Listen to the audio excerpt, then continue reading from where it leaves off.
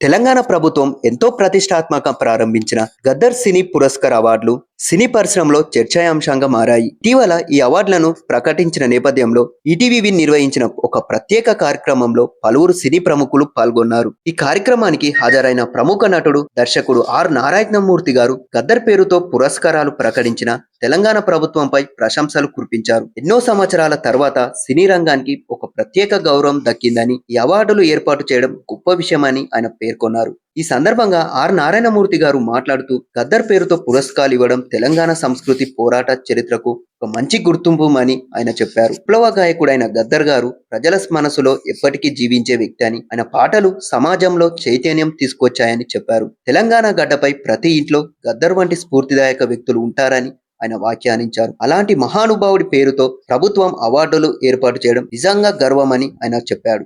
మరిన్ని movie related మరియు movie రివ్యూల కోసం మా ఛానల్ని సబ్స్క్రైబ్ చేసుకోండి.